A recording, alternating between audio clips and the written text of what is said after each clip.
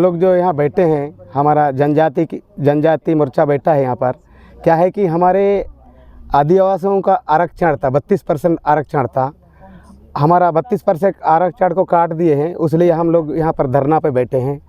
32% आरक्षण अलग था। उसके बाद जो है हमारा स्थानीय भर्ती था, स्थानीय भर्ती में सभी जाति भाई को मिलता था, उसमें भी काट दिए। इसको भी पूरा छत्तीसगढ़ से ही कर रहे हैं, इसलिए हम लोग यहाँ पर धरना में बैठे हैं। तो अभी आप लोगों की क्या मांग है?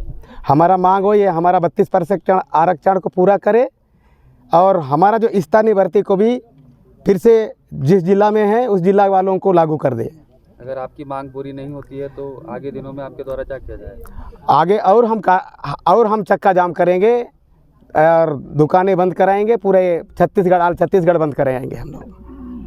देखिए, जिस तरीके से कांग्रेस की सरकार ने हमारे पूरे छत्तीसगढ़ के जनजाति समुदाय के साथ में जिस तरीके से अत्याचार किया है और जो पक्ष इनको मजबूती के साथ में रखना था, इस सरकार ने उस मजबूती के साथ में नहीं रखा और जिनके कारण से आज हमारे आदिवासी समाज का 32% से घट करके 20% हो गया। ऐसे जो कहते हैं पिटिशनर है, याचिकाकर्ता, जिनको अनुसूचित जाति आयोग का अध्यक्ष बनाया गया, तो ये सरकार का दोहरा मापदंड जनता के सामने आ चुका है।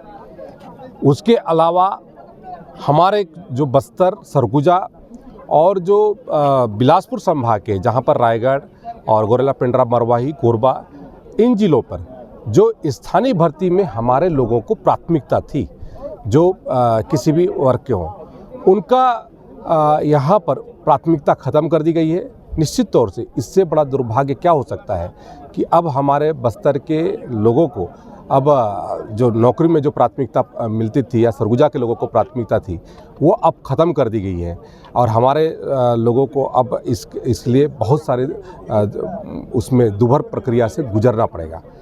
तो उस विषय को लेकर के हमारा यहाँ पर नारायणपुर सहित पूरे प्रदेश के 35 जिलों पर इस कार्यक्रम को आयोजित किया जा रहा है और सरकार को चेताया जा रहा है। पिछली बार भी हम लोगों ने कहते हैं संभाग स्तर पर कोंडागांव में धरना किया था, तो उसके कारण से सरकार ने वकीलों की एक टीम गठित की और अभी जो हम लोगों ने जिले स्तर पर एक चक्का जाम करने का जो निर्णय लिया, तो मैं आज सवेरे कहते हैं मुख्यमंत्री जी का ट्वीट देख रहा था, जिसमें उन्होंने कहा कि 1 और 2 तारीख को दिसंबर को एक विशेष सत्र बुलाया जाए आरक्षण के विषय को लेकर के।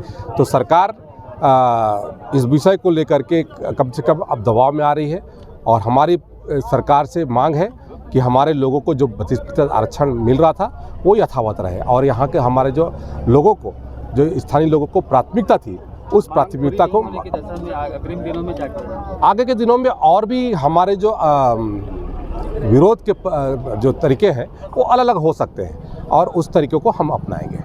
आबकारी मंत्री का बयान आता है कि अपने वार्ड पंचायत में भी पावर नहीं है बोल रहे हैं, इस पर आपका क्या कहना है? ये तो दुर्भाग्य की बात है कि ये पूरी सरकार पंचर सरकार है और इस पंचर सरकार से किसी भी बात करने की उम्मीद नहीं है।